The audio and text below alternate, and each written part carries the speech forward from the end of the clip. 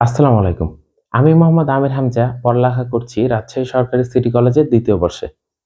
আজকে আমরা পদার্থবিজ্ঞান প্রথম পত্রের ৫ম চ্যাপ্টার অর্থাৎ কাজ ক্ষমতা শক্তি অধ্যায়ের একটা টপিক নিয়ে আলোচনা করব। টপিকটি হচ্ছে ইটের স্তূপ গড়তে কৃতকাজ। তো চলো কথা না বাড়িয়ে শুরু করা যাক। ফার্স্টেই আমরা ধরো একটা এই যে ভূমি নিলাম এবং ভূমিতে আমি তোমাকে কয়েকটা ইট দিলাম। এই যে আমি এভাবে কয়েকটা ইট দিয়ে তোমাকে বললাম একটার উপর আরেকটা ইট করে একটা স্তম্ভ তৈরি করো। তো স্তম্ভ তৈরি করা কৃতকাজ নির্ণয় করো।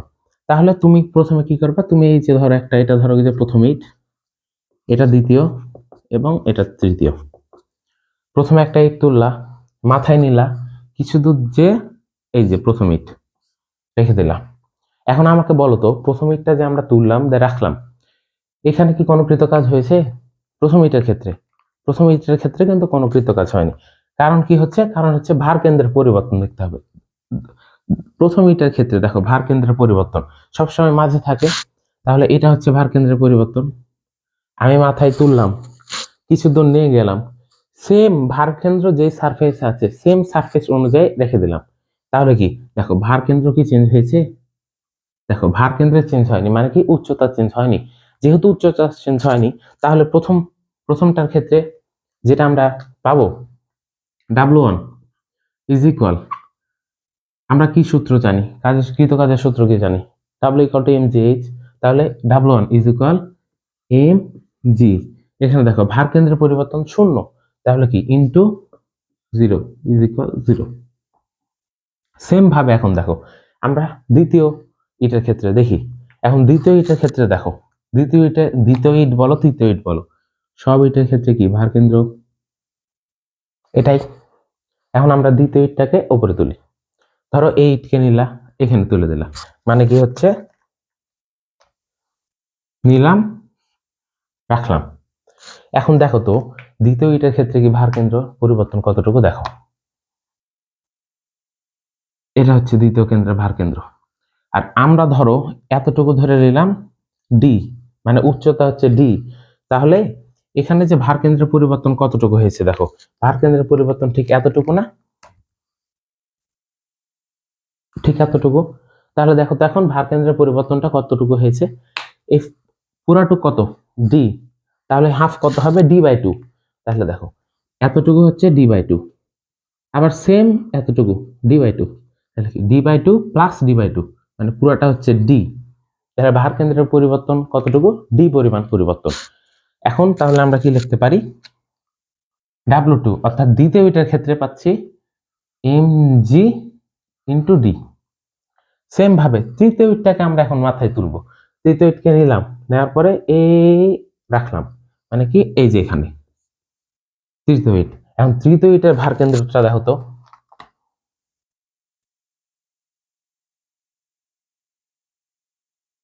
দেখো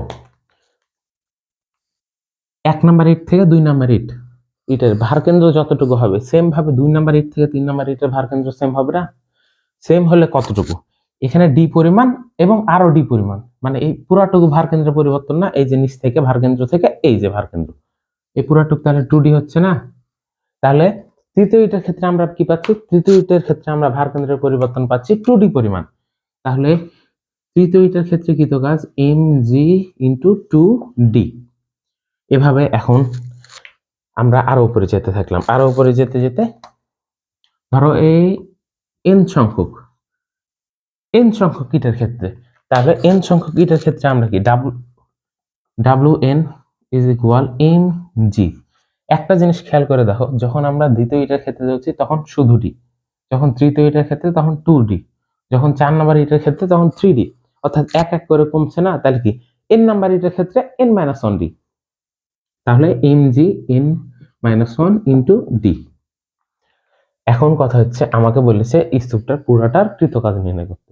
যেহেতু পুরাটার বলেছে মানে যতগুলা কৃতকাজ পেয়েছি আমরা সবগুলো যোগ করে দিতে হবে। এখন তাহলে আমরা যোগ করে দিই। দেখো সম্পূর্ণ যোগ করলে তো পাবো W is equal W1 W2 plus dot dot dot dot dot plus WN। এরপর লাইনে দেখো বা W1 এর মান কত 0 plus W2 mgd plus W2 এর মান পেলাম, এখন W3 mg2d plus dot dot dot dot dot plus Wn এর মান কত mgn-1 into d mgn-1 into d। এখন একটা জিনিস দেখো, তোমাকে আমি এখানে কয়টা ইট দিয়েছি? 3টা ইট দিয়েছি। এভাবে আমি যদি যখন বলবো 50টা ইট 100টা ইট, তখন কি এভাবে যোগ করতে থাকবা? যোগ করে থাকলে তো হবে না। যখন কোশ্চেনে বলবে 100টা ইট, তখন তার আমরা এভাবে যোগ করবো না। তাহলে এখন এইটাকে আমরাকে একটা সোজা সূত্রে আনতে হবে। সোজা ফর্মুলায় আনলে যতটা ইট সেই সূত্র, যতটা ইট একই সূত্র। তাহলে এখন দেখো তো কি কি কমন নিতে পারি। mgd কমন নিয়ে দেখি, mgd কমন নেওয়ার পরে এখানে কত 1 প্লাস এখানে 2 plus dot dot dot dot dot plus n-1। এখন এটা দেখার পরে কি ফিল পাচ্ছ? একটা ধারা ধারা লাগছে না? 1 2 তারপর 3 হবে, তারপর 4 হবে। আমরা 9 10-এ সমান্তর ধারা সূত্র পড়েছি। সমান্তর ধারা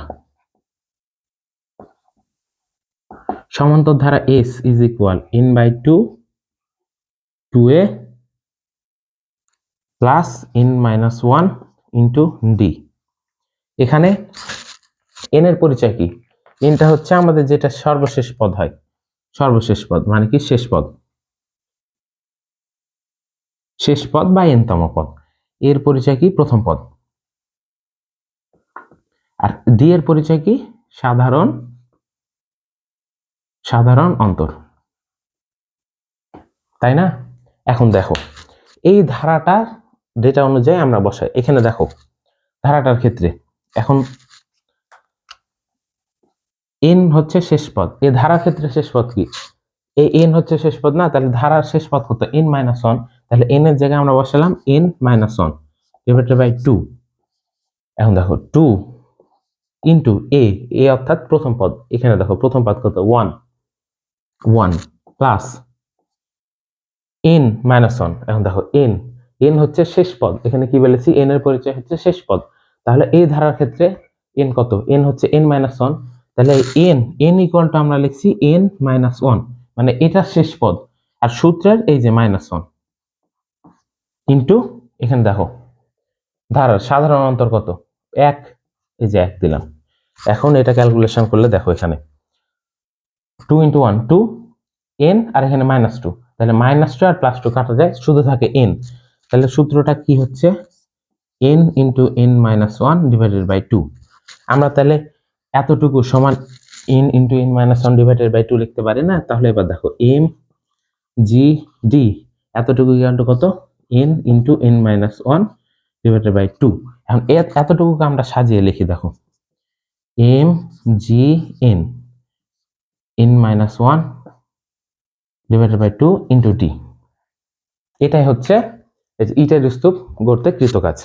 এখন এই সূত্রে যেটা আমি দেখালাম এখানে d এর ইটা আমার হাতের সামনে আমি যা পেয়েছি সেগুলো দিয়ে দেখানোর চেষ্টা করেছি। এখানে দেখো এই যে একটা ধরো এটা ধরো d পরিমাণ আছে, এটা ধরো একটা ইট এতটুকু উচ্চতা কি d, তাহলে একটা ইট ধরো এই যে এটা হচ্ছে সারফেস লেভেল, একটা ইটকে আমি এখান থেকে তুললাম রাখলাম, কোনো কৃতকাজ হয়নি কিন্তু সেম লেভেলে আছে। এর উপর ধরো যে এখন আমি আরেকটা ইট রাখলাম, তাহলে এই ইটের ক্ষেত্রে কৃতকাজ দেখো এই ইটটা কি এই লেভেলে ছিল, এখান থেকে উঠে এই যে গেল, মানে কি ভার কেন্দ্র দেখো এই বরাবর ভার কেন্দ্র ছিল, এই বরাবর উঠলো, মানে কত ভার কেন্দ্রের পরিবর্তনটা দেখো। এখন একটু খেয়াল করে দেখো তো, এটা তো ডি পরিমাণ তাই না? তো এই ভার কেন্দ্র থেকে এই ভার কেন্দ্র দেখো মিলে যাচ্ছে, মানে কি এটা কি 2 নাম্বার ইট। এই যে দেখো 2 নাম্বার ইটের ক্ষেত্রে ডি পরিমাণ, এই যে ডি পরিমাণ পরিবর্তন, এই যে ভার কেন্দ্রের পরিবর্তন ডি পরিমাণ। এখন ধরো এটা 3 নাম্বার ইট, 3 নাম্বার ইট রাখলাম, তাহলে ভার কেন্দ্রের পরিবর্তন কি লেখাচ্ছে সূত্র অনুযায়ী 2d পরিমাণ। এখন দেখো এই যে 2d পরিমাণ মিলে যাচ্ছে তাই না?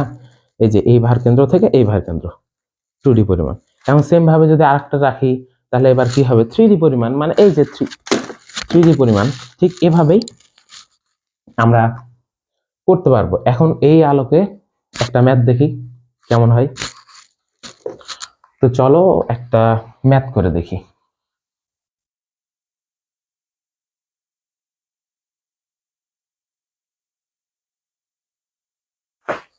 তাহলে আমরা সূত্রটা কি পেয়েছিলাম, M G N n - 1 divided by 2 into D, এটা হচ্ছে আমাদের সূত্র কৃতকাজের। এখন আমাকে একটা কোশ্চিন বলেছে যে ঘনাকার ইট, এই যে ধরো এটা একটা ঘনাকার ইট, এই ইটের ওজন হচ্ছে 3 কেজি এবং আয়তন অর্থাৎ ভি হচ্ছে 0.512 মিটার কিউব। আমাকে বলেছে এরকম 12টা ইট যদি আমরা পাশাপাশি রেখে একটা স্তূপ করি তাহলে কৃতকাজের পরিমাণ কত। এখন দেখো তো 12টা ইট রাখবো, সূত্রে ফেলে দেবো সরাসরি। সূত্র কি জানি, W equal to M G N n-1 divided by 2 into D, এটা সূত্র। এখানে দেখো এম 3 কেজি বলা আছে, জি 9.8, এন 12টা ইট বলেছি মানে 12, n-1 মানে 11 ডিভাইডেড বাই 2। এখন দেখো ডি কোথায় থেকে পাবো, যেহেতু এটা ঘনক আকৃতির ইট, তাহলে ভি দেখো তো, ভি ইকুয়ালটা আমরা কি ডি কিউব লিখতে পারি না ঘনক বলে, তাহলে 0.512 মিটার কিউব ডি কিউব। অতএব ডি ইকুয়াল টু কত আসবে, ডি ইকুয়াল টু এটাকে যদি আমরা করি তাহলে আসবে এটা 0.8 মিটার। ডি পেয়ে গেছি, এখন ডি বসিয়ে দাও এখানে 0.8 মিটার। এরপর এখন পুরাটাই ক্যালকুলেশনের উপর, ক্যালকুলেশন করে দেখি। 3 ইন্টু 9.8 ইন্টু 12 ইন্টু 11 ইন্টু 0.8 ভাগ 2, 1552.32, 1552.32 জুল। এখন এই সেম কোশ্চেনের একটা অ্যাডিশনাল কোশ্চেন আসতে পারে। অ্যাডিশনাল কোশ্চেনটা ধরো এটা ঘতে এসেছে, তাহলে ঘতে আর একটা কোশ্চেন আসতে পারে। ঘয়ের কোশ্চেনটা হচ্ছে আমরা যদি এবার একটা একটা করে ইট না উঠে, ঘতে কোশ্চেনটা কি হচ্ছে দেখো, আমরা একটা একটা করে ইট উঠাবো না। ধরো এই যে একটা ইট রাখলাম, তার পাশে আরেকটা রাখলাম, তার পাশে আরেকটা রাখলাম, তার পাশে ধরো গ্লু দিয়ে লাগিয়ে দিলাম। এভাবে ধরো এখানে 12টা ইট আছে, এই 12টা ইটকে মাটিতে পাশাপাশি রেখে তারপর স্তম্ভ আকারে তুলবো, মানে কি এটাকে মাটিতে রাখার পরে এই যে ধরো এটা ধরো 12টা ইট আছে এখানে, স্তম্ভ আকারে তুললাম। এতটুকু করতে কৃতকাজ কত, তাহলে এটাও ভারকেন্দ্রের পরিবর্তন হিসাব করতে হবে। দেখো তো এটা যখন শুয়েছিল তখন ভারকেন্দ্রের পরিবর্তন, ভারকেন্দ্রটা দেখো, এটা ভারকেন্দ্র, আর দাঁড়ানোর পরে এই যে এটা ভারকেন্দ্র। এখন আমরা সূত্র কি জানি, সূত্র কি জানি, W equal to M G H. এখানে এইচটা কি, এই যে এতটুকু এইচ, এতটুকু হচ্ছে এইচ। এখন দেখো এইচটা কিভাবে আমরা পেতে পারি। প্রথম ক্ষেত্রে দেখো তো আমরা গ নাম্বারে কি পেয়েছিলাম, ডি ইকুয়াল টু 0.8 মিটার না, তাহলে এতটুকু কত 0.8 মিটার, তাহলে হাফ কত হবে এতটুকু, এতটুকু এতটুকু কত হবে তাহলে 0.4 মিটার। ভারকেন্দ্রের পরিবর্তন হিসাব করতে হবে, তাহলে এতটুকু হিসাব করতে হবে আমাকে। তাহলে দেখো নিচ থেকে প্রথমে ভারকেন্দ্র পর্যন্ত হিসাব করি। একটা ইটের দৈর্ঘ্য হচ্ছে 0.8, এরকম 12টা ইট আছে, মানে কত 12 ইন্টু 0.8, 12টা ইট আছে 12 ইন্টু 0.8 মানে কি পুরাটার উচ্চতা হচ্ছে 12 ইন্টু 0.8। ভারকেন্দ্র কি উচ্চতার অর্ধেক, মানে কি 12 ইন্টু 0.8 ভাগ 2। তাহলে এম, এম কত লিখতে পারি দেখো, 12টা ইট বলেছি, একটা ইট 3 কেজি, 3 ইন্টু 12, 12টা ইট, তাহলে 3 ইন্টু 12 ইন্টু জি এর মান 9.8, এইচ এর মান কিভাবে হিসাব করলাম, এইচ এর মান কি পুরাটার দৈর্ঘ্য কত পেলাম 12 ইন্টু 0.8, ভারকেন্দ্র তার অর্ধেক হবে, মানে কি ভাগ 2 বিয়োগ এতটুকুর পেলাম, এতটুকু থেকে তাহলে এতটুকু বাদ দিতে হবে, এতটুকু উচ্চতা, এতটুকু উচ্চতা দেখো 0.4 মিটার, মানে 0.4। এখন এটা হিসাব করে দেখি আমরা কত আসে, 12 ইন্টু 0.8 ভাগ 2 মাইনাস 0.4 ইন্টু 9.8 ইন্টু 12 ইন্টু 3, এটা আসে 1552.32, 1552.32 জুল। এখন বলো তো আমাকে এইটা সেম আগের ম্যাথে পাইনি, ঘর নম্বরে আমাদের এটাই জানতে চাইবে তো এভাবে আমরা এক এক করে না তুলে যদি সেম এভাবে রেখে একদম তুলে দিই, তাহলে কোনো কি পরিবর্তন হবে কৃতকাজে? দেখো পরিবর্তন হচ্ছে না।